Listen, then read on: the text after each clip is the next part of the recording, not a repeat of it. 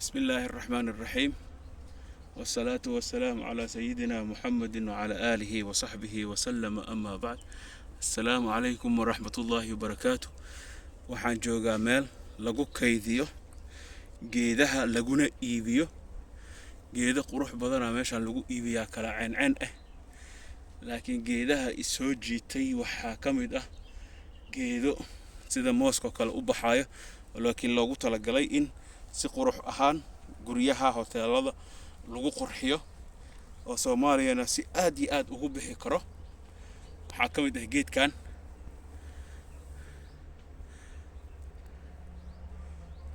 kamid ah waa noocyada kamid ah moosaska camal waaye, sidaas u baxaa oo quruxda badan.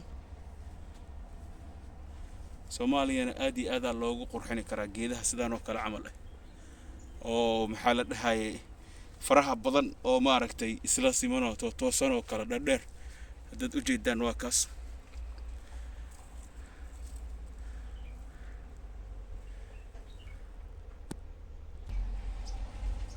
waa kana wili geedkii quruxda badan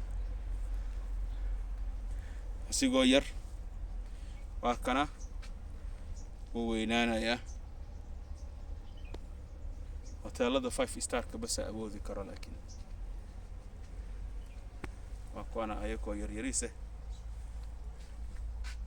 saas u baxayaan. marka maasha Allah tabaaraka Allah waa meel lagu dadaalay, aad iyo aad lagu dadaalay oo aad iyo aad u qurux badan.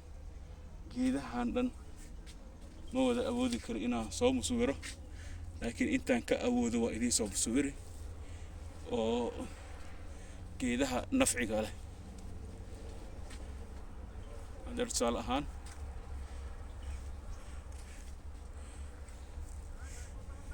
geedkan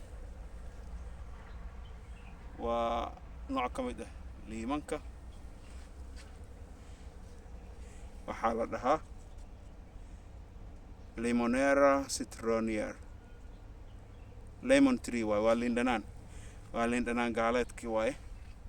gaaleed ma la dhihi karay, waxaa la dhihi karaa liin dhanaanka maxaa la dhahaa Europeanka, Portugiiska, Talyaaniga ka baxdo waaye. marka meeshan geedo fara badan laga helayaa waa weyn oo weli kuwa wax dhalay la iibinayaa. waxay ku jirtaa galoonkaasita weyn lagu koriyay. marka intaana ku ekaana. wassalaamu calaykum waraxmatullaahi wabarakaatuh.